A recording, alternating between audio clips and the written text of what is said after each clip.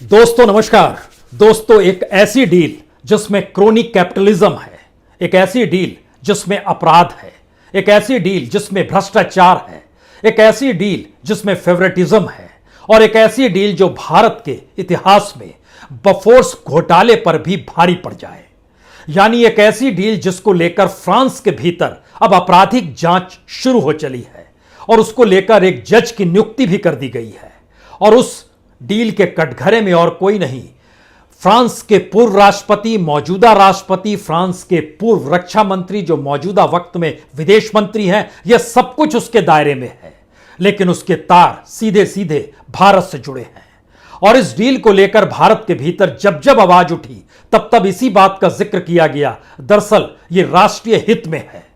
तो ऐसे में ना तो संसद के भीतर ना ही सुप्रीम कोर्ट की चौखट पर यह मामला सरकार के खिलाफ या फिर डील को लेकर किसी तरीके से भी खड़ा हो पाया।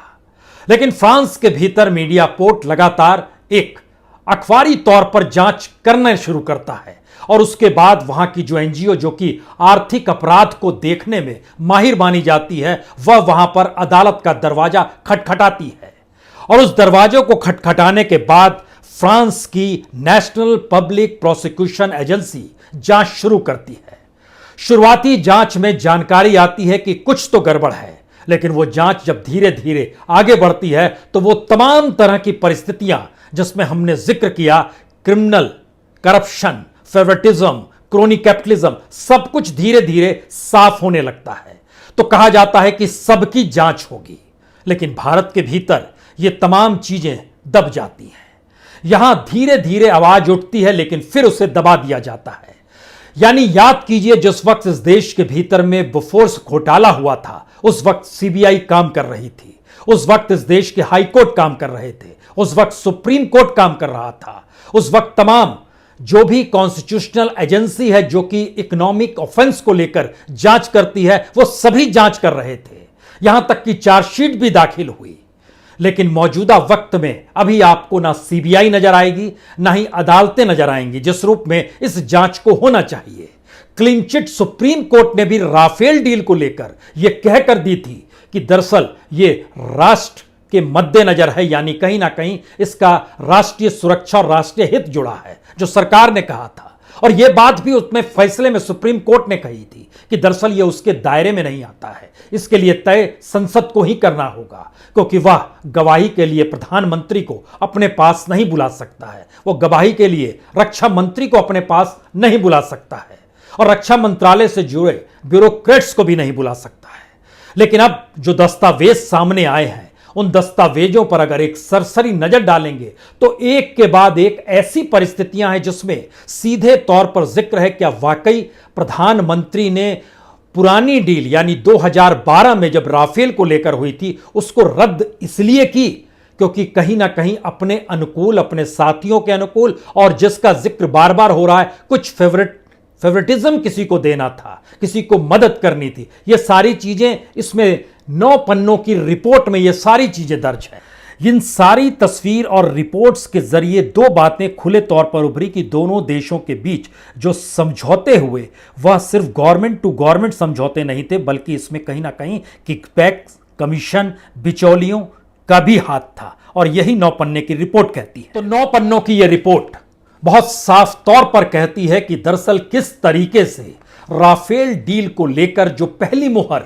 एक वक्त कांग्रेस की सरकार ने लगाई थी, उस पूरी मुहर को ही बदल डाला मोदी सरकार ने। और उसके बाद कैसे इस पूरी डील का कच्चा चिट्ठा बदला गया। इस 9 पन्नों की रिपोर्ट में इस बात का भी जिक्र किया गया है कि 2012 में डसॉल्ट एविएशन के साथ 126 राफेल का जो कॉन्ट्रैक्ट हुआ, उसमें भारतीय की तरफ से जो साझेदार कंपनी थी वो HAL थी, यानी हिंदुस्तान एरोनॉटिक्स लिमिटेड।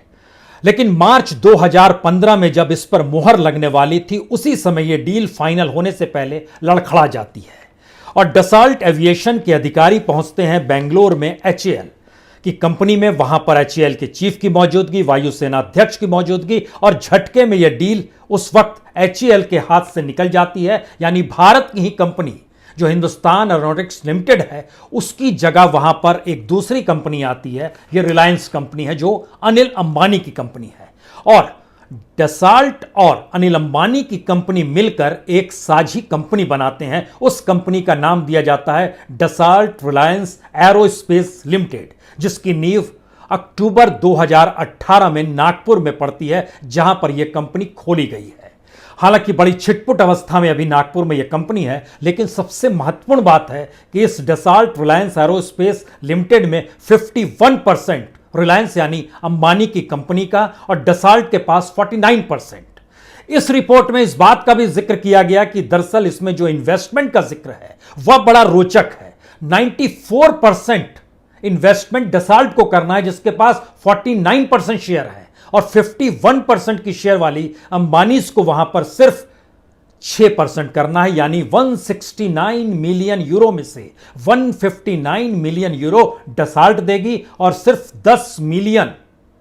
यूरो जो है वो अंबानीज देंगे, लेकिन कंपनी में शेयर 51% अंबानीज का रहेगा। यह एक पहली स्थिति बहुत साफ तौर पर इस 9 पन्नों की रिपोर्ट में दर्ज है। दूसरी परिस्थिति बहुत साफ है कि जिस तरीके से 26 मार्च 2015 को जो रिलायंस और डसाल्ट के बीच में एनओसी फाइनल साइन हुए थे, उसके बाद ही प्रधानमंत्री अप्रैल के महीने में 10 अप्रैल को वो फ्रांस गए थे, जहां पर इस राफेल को लेकर समझौता किया गया और इसकी जानकारी भारत में दी गई। अब किसी तरीके से कोई भी घपला घोटाला किकबैक्स बफोर्स की तर्ज पर नहीं हो सकता है, क्योंकि गवर्नमेंट टू गवर्नमेंट समझौता हो रहा है। लेकिन गवर्नमेंट टू गवर्नमेंट समझौते की ही यह नई परिस्थिति खोल देती है, जब आपराधिक जांच और कोई नहीं,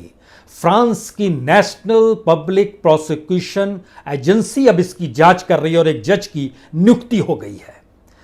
यानी उस वक्त के राष्ट्रपति और उसके बाद राष्ट्रपति जो मैक्रोन है और भारत के प्रधानमंत्री नरेंद्र मोदी के बीच जो ये पूरी के घटनाक्रम है, इसकी जांच फ्रांस में होगी। अब मान लीजिए कि फ्रांस के भीतर अगर अपराधी घोषित हो भी जाते हैं, उसका असर भारत पे नहीं पड़ेगा। इसीलिए भारत के भीतर जब सुप्रीम कोर्ट के पास यह मामला गया तो राष्ट्रहित में सुप्रीम कोर्ट ने इस पूरे राफेल डील को क्लीन चिट दे दी, क्योंकि सरकार ने कहा था और उन्होंने कहा था कि ये हमारी जांच के दायरे में नहीं आते हैं, क्योंकि हम जब जांच करना शुरू करेंगे तो ऐसे में प्रधानमंत्री को गवाही के लिए बुलाने का अधिकार हमारे पास नहीं, रक्षा मंत्री को नहीं, ऐसी डील को लेकर वहां के बड़े ब्यूरोक्रेट्स को रक्षा मंत्रालय के नहीं बना सकते हैं। तो ऐसे में फिर चंद पन्नों का जिक्र इसी रिपोर्ट के भीतर है, जो आपको जानकारी देता है कि किस तरीके से सरकार ने अपने तौर पर जब डील की तो 2015 में, यानी सरकार मोदी सरकार उस समय बन चुकी थी, उसके डॉक्यूमेंट्स बहुत साफ तौर पर बताते हैं कि 2015 में जब प्रधानमंत्री फ्रांस पहुंचे थे और वो डील कर रहे थे, तो उसके पहले देश के भीतर में ऐसी व्यवस्था की गई थी कि अगर कोई कंपनी के रिप्रेजेंटेटिव के तौर पर खुद को सामने रखता है तो उसको बिचौलिया नहीं माना जाएगा और इसको लीगल फीस के तौर पर माना जाएगा, जिसका जिक्र उस वक्त के पारिकर साहब ने किया, जो कि रक्षा मंत्री हुआ करते थे, और सरकार ने अपने तौर पर उसको लीगल फीस के तौर पर लिया। लेकिन उसमें अगला सवाल यह था कि बिचौलिए की भूमिका को लेकर क्या वाकई इस देश की धारणा बदल गई। हालांकि इस बात का जिक्र बार बार किया गया कि किसी भी रक्षा डील में भारत के भीतर से कभी बिचौलिए का जिक्र नहीं, कभी कमीशन की बात नहीं होगी, किसी के जरिए अब कुछ नहीं किया जाएगा। लेकिन फ्रांस में जो जांच हो रही है उसमें यह सारी चीजें निकल कर आ रही है। उसके बाद निकल कर आया कि जो डील हो रही थी इससे पहले 2012 में उसी कंपनी के साथ अप्रैल 2015 में पूरी डील रद्द करके नई डील करने की परिस्थितियां क्यों पैदा हो गई, यह भी 9 पन्नों की रिपोर्ट के भीतर दर्ज है। और एक सवाल उठाया गया है, क्या ऐसी परिस्थिति दुनिया में कहीं भी बन सकती है? क्योंकि वहां पर जो नेशनल पब्लिक प्रोसिक्यूशन एजेंसी जो पीएनएफ है, उसने बहुत साफ तौर पर कहा है कि जो 36 रफाल, जिसकी कीमत तकरीबन 7.8 बिलियन यूरो या कहें 9.3 बिलियन डॉलर या फिर यहाँ के हिसाब से कहें लगभग आज की तारीख में ये 70,000 करोड़ रुपए बनते हैं, इस पूरी प्रक्रिया के भीतर में इस बात का इसने जिक्र किया है कि दरअसल बिचौलियों को करोड़ों रुपए कमीशन के तौर पर गुप्त रूप से दिए गए और इसमें सरकार के अधिकारियों को भी दिए गए। इसका जिक्र भी इस रिपोर्ट में है जो अब निकल कर आई है, जिसके आधार पर फ्रांस अब जांच करने की शुरुआत कर रहा है जज की नियुक्ति के साथ ही।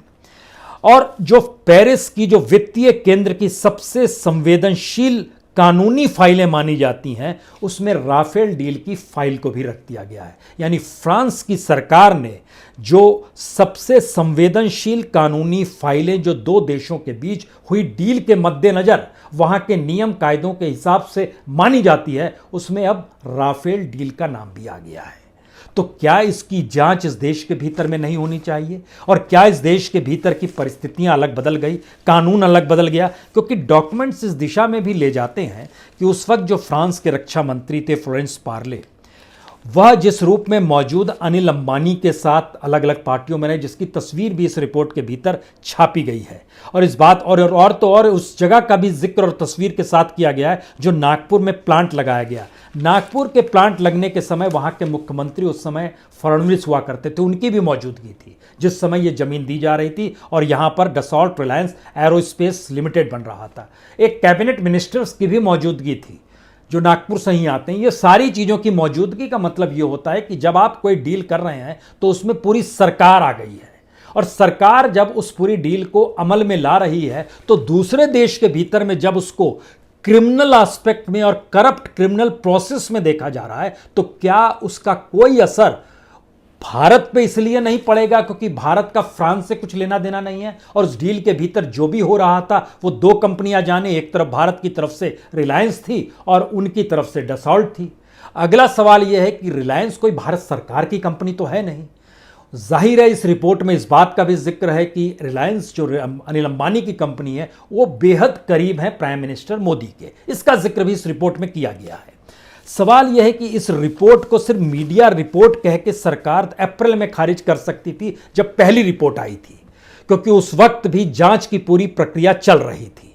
लेकिन अब इस पर जब जज की नियुक्ति हो गई और जांच प्रक्रिया शुरुआत हो गई, एक लिहाज से एफआईआर दर्ज होने के बाद की जो कार्रवाई होती है अब वह शुरू हो गई, तो भारत में इसको किस रूप में देखा जाएगा? जब पैसा भारत से गया, राफेल वहां से आया, यहां की कंपनी भारत सरकार की कंपनी नहीं है, जो पहले एचएएल हुआ करती थी, वो एक प्राइवेट कंपनी है, और उसके जिस कंपनी में दोनों ने मिलाकर चीजें डील की, उसमें जब 94% इन्वेस्टमेंट वह कंपनी कर रही है जिसके शेयर कम है, तो फिर यहां की कंपनी को कैसे लाभ मिला, यह भी किसी से छपा हुआ नहीं है। यानी यह इकोनॉमिक्स और मैथ्स के बहुत साफ नियम है कि जिसके जरिए कोई भी समझ सकता है कि यह पैसा किस रूप में किधर दिया गया। लेकिन डील तो राफेल की हुई है, और डील तो पूरे तरीके से उस फाइटर विमान की हुई है जिसका लोहा दुनिया मानती है, और वो जहाज भारत के पास आना चाहिए, इससे भी इनकार नहीं है। तो क्या ऐसी परिस्थिति में government to government deal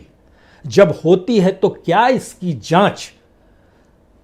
parliamentary committee, जो ज्वाइंट पार्लियामेंट्री कमेटी का जिक्र हो रहा है, उसे करनी चाहिए, या सुप्रीम कोर्ट को भी अपने तौर पर सुओ मोटो लेना चाहिए? लेकिन क्योंकि जिस वक्त राफेल मामला सुप्रीम कोर्ट में पहुंचा था, उस समय सुप्रीम कोर्ट के जो चीफ जस्टिस थे वह आज की तारीख में पार्लियामेंट के भीतर आ गए हैं। अब जब 19 तारीख से पार्लियामेंट शुरू हो रही है और उन्होंने क्लीन चिट ये कहते हुए दिया था कि ये राष्ट्र हित में है, तो क्या वह सीजीआई जो फॉर्मर सीजीआई है, जो अब राज्यसभा के सदस्य नॉमिनेटेड हैं, क्या वो जब ये मामला 19 जुलाई को जब पार्लियामेंट का सत्र शुरू होगा उसमें वो जानकारी देने की स्थिति में आएंगे? या फिर ये कहा जाएगा कि डॉक्यूमेंट्स देखने का अधिकार सुप्रीम कोर्ट को नहीं है? तो क्या जो राजस्व का चूना इस देश को लगा, क्या जो घाटा इस देश ने सहा, और सबसे बड़ी बात है कि इस देश के भीतर में जब कानून बना हुआ है कि आप कमीशन और किकबैक्स की परिस्थिति रक्षा सौदों में नहीं लेकर आएंगे, तो फिर इसके क्या मतलब है? और इसी प्रक्रिया के भीतर में जब डसॉल्ट कंपनी के साथ समझौता हुआ, भारत के भीतर में डिफेंस के क्षेत्र को एफडीआई के लिए खोल दिया गया, यानी फॉरेन इन्वेस्टमेंट उसमें शुरू होना चाहिए। टेक्नोलॉजी ट्रांसफर आज तक नहीं हुआ। 2012 की डील जो थी उसमें टेक्नोलॉजी ट्रांसफर का जिक्र भी था, यानी एचएएल जो हवाई जहाज बनाती है, लड़ाकू विमान बनाती है और भारतीय सेना को सारी चीजें मुहैया कराती है, जो हिंदुस्तान एरोनॉटिकल लिमिटेड है, उसको जब अलग कर दिया गया और जिस कंपनी को दिया गया उस कंपनी को तो कोई अनुभव ही नहीं है।